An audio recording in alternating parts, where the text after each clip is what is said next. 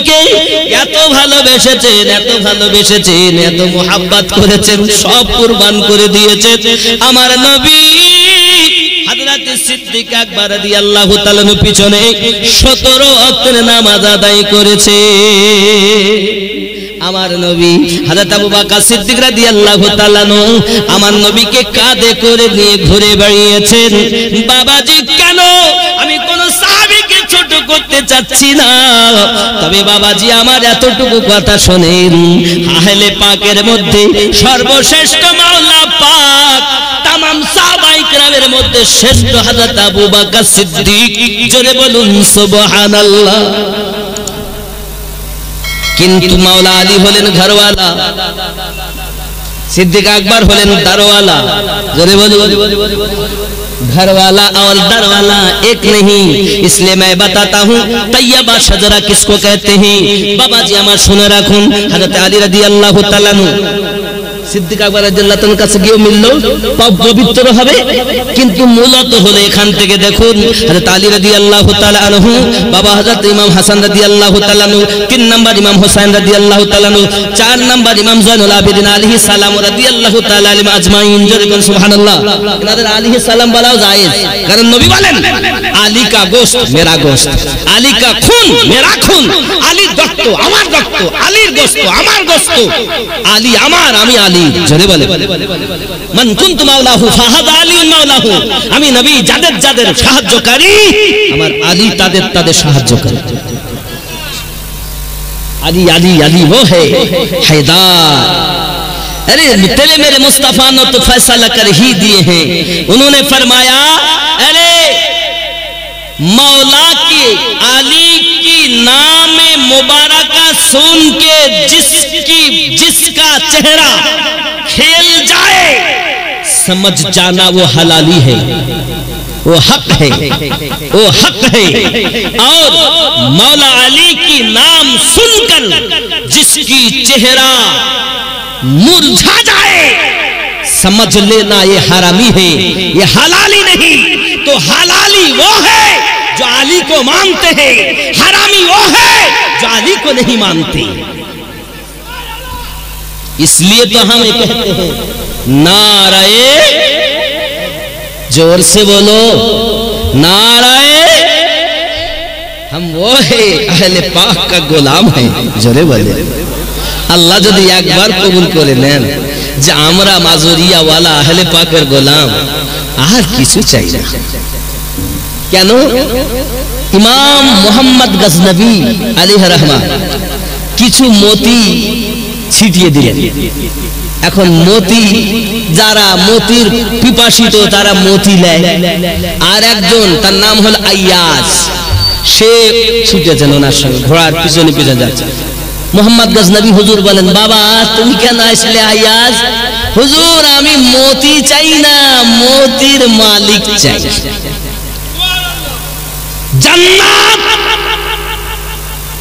জান্নাত আল্লাহ বানিয়েছে, মালিকানা নবীকে দিয়েছে।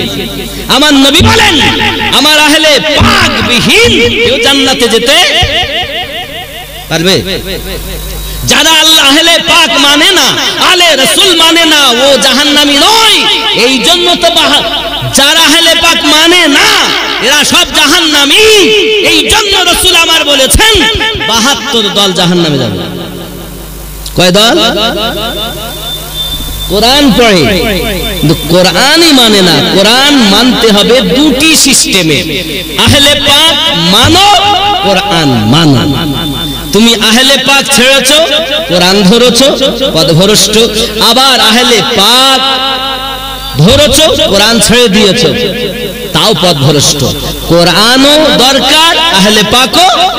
জোরে বলেন এই সঠিক রাস্তা বুঝতেছেন? অনেক দলের মৌলবি আছে, নামাজ দেবে, রোজা দেবে, হজ দেবে, যাকাত দেবে, সবই দেবে, মুরাকাবা মুশাহিদা সব দেবে, ঈমান নাই। ঈমান তো আহলে পাকে। জোরে বলেন 4 নাম্বার বলেছি ইমাম জাইনুল আবেদিন, বলিনি? 5 নাম্বার ইমাম বাকার আলাইহিস সালাম, 6 নাম্বার ইমাম জাফর আলাইহিস সালাম। জোরে বলুন সুবহানাল্লাহ।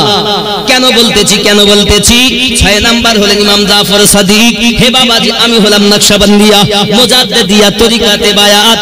আমাদের শাজরা ইমাম জাফর সাদিকের কাছে গিয়ে মিলেছে, তার মানে মাওলা পাকের বেলায়াতের মালও আছে নকশবন্দিয়া মুজাদ্দিদিয়া। আবার সিদ্দিক আকবরের মোহাব্বতের তেওয়ার আছে এই নকশবন্দিয়া মুজাদ্দিদিয়া তরিকা। বুঝে নাও, বাবাজি আমার। 7 নাম্বার ইমাম মুসা কাজিম, 8 নাম্বার ইমাম আলী রাজা, এমনি করে আপনার ইমাম তাকি আলী, এমনি করে হযরত ইমাম নাকি আলী। আব্বাজি আমার কটা হলো গুনেছেন? নাকি আলী পর্যন্ত বলেছে, হয়েছে? হয়নি, 10টা হয়েছে। আর একটা বাকি, নাম তার হযরত ইমাম হাসান আসকারী আলাইহিস সালাম ওয়া রাদিয়াল্লাহু তাআলা আনহুম আজমাইন। আর একজন আসবেন, তিনি হলেন হযরত ইমাম মেহেদী আলাইহিস সালাম। ইনি হলেন 12তম ইমাম। ওখান থেকে বাবাজি আমার গাউসে পাক হাসান হোসাইনি আওলাদ, খাজা পাক হাসান হোসাইনি আওলাদ, বাবা আমার খাজা শাহাবুদ্দিন পাক, তিনি আপনার সেই আওলাদে সোনামানিক আমার আদমি করে হযরত বাহাউদ্দিন পাক, উনিও নসলের সেখানে ফায়েজ বরকতে দুই দিকে। বাবা ইমামে রাব্বানি মুজাদ্দিদ আল ফিসানির কাছে আবার 2 রকম তাওয়ার। ইমামে রাব্বানি মুজাদ্দিদ আল ফিসানি রাদিয়াল্লাহু তাআলা ওনার কাছে 2 রকম ফায়েজ, 2 কি 3 দিকগার ফায়েজ। জোরে বলে খেয়াল করেন, এক তো রাসূল করিম জান্নাতে সার্টিফিকেট দিয়ে দিয়েছেন, রাসূল করিমের কাছে তো বায়াত হয়েছেন, এই একটা সিদ্দিক আকবরের দিক থেকে একটা, আবার মাওলা পাকের দিকে একটা। জোরে বলুন, কেন সূর্যের আলো কমে যাবে না? যার জালালি মেজাজ এত আল্লাহ দিয়েছেন, গরম নজরে তাকালি সূর্যের জ্যোতি কমে যায়। আব্বাজি আমার সোনা মানিক, রাগ করলে চলবে না বাবা। এখনকার সময় পানিও কেনা, রাগ করলে চলবে না সোনা। আগে জানতাম পানি কিনতে হয় না, এখন পানি কিনে খাচ্ছি, ঠিক না বল? হ্যাঁ বাবাজি আমার, এইভাবে গাউসে আজম মুজাদ্দিদ আল ফিসানি রাদিয়াল্লাহু তাআলা হয়ে ভরপুর দরবার শরীফে যান। ওখান থেকে আপনি মেদিনীপুর মাওলা পাকের দরবারে যান। জোরে বলুন, যান মাওলা পাকের দরবারে যান। হযরত হাসান বুখারী রাহমাতুল্লাহ আলাইহি মাদারে চলে যান। মেদিনীপুর আরো আছেন, পিয়ারডাঙ্গা শরীফে চলে যান, এমনি করে আপনার হরপুর দরবারে চলে যান। বাবা এক কথায় এটাই বুঝুন, পাক শাজরা মোবারক ওখান থেকে আসছে। জোরে বলে, আর নাপাক শাজরা কোথায়? এই দেখেন আমার মেহবুব ভাই আবার সুবহানাল্লাহ। কি বললেন? নাপাক শাজরা ইবলিস। নাপাক শাজরা কোথায়? ইবলিস। কে কে তার ডিগ্রি বলে? তোরা কতটা ডিগ্রি? কতটা ডিগ্রি? এত পৃষ্ঠা নাই বলতো যে বাবা যা আছে সব কোরআনে, ওইটাই ধরে মানো।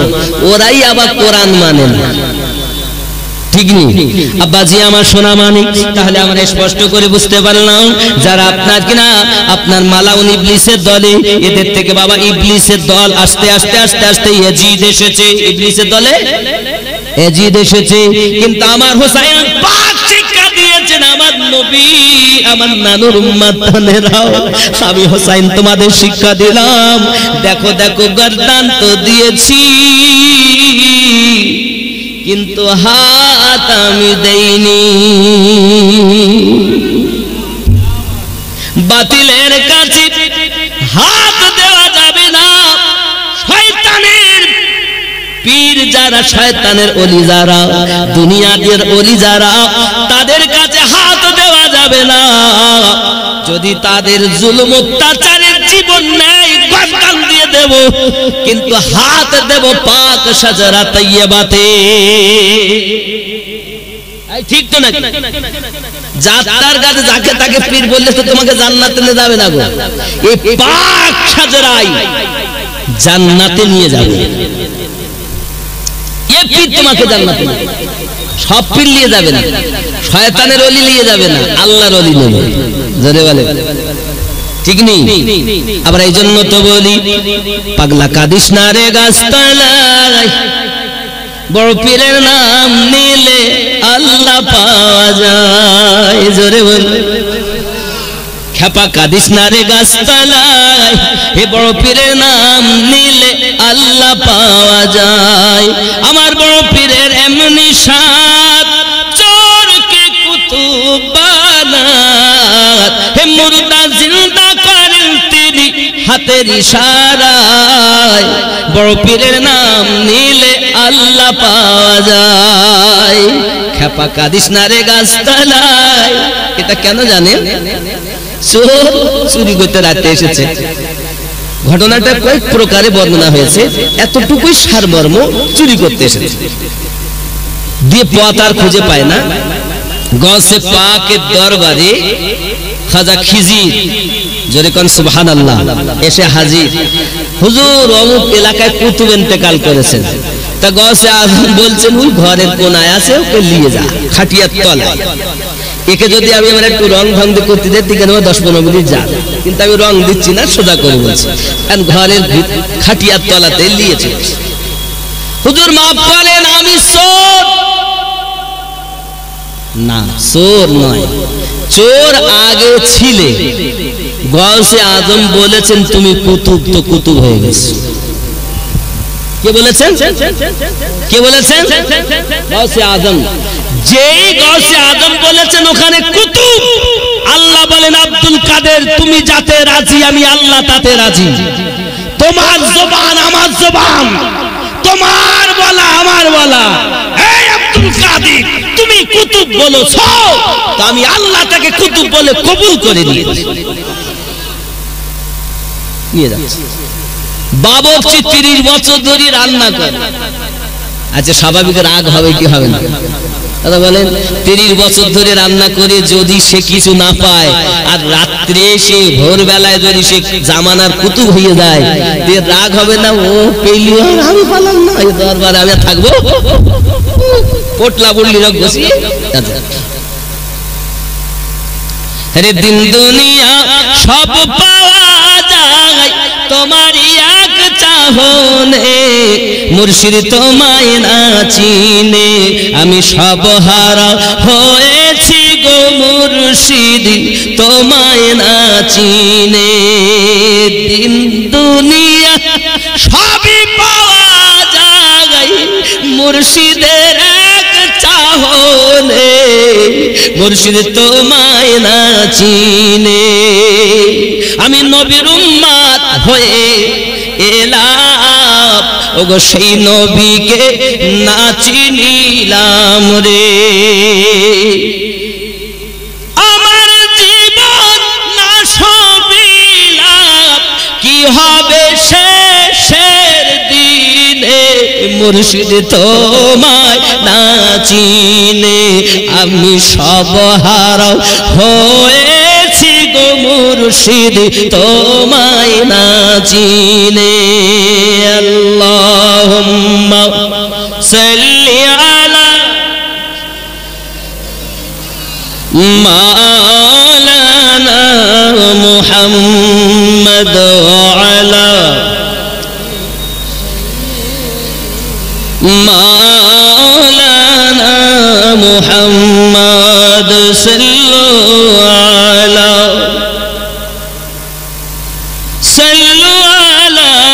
মুহাম্মদ, হরদম ज़बान से निकालो। आवाज নাই, যার প্রেম যত আওয়াজ হবে তত। হরদম ज़बान से निकालो শফিঈনা সাল্লাল্লাহু আলাইহি ওয়াসাল্লাম। তাহলে বুঝলেন নি?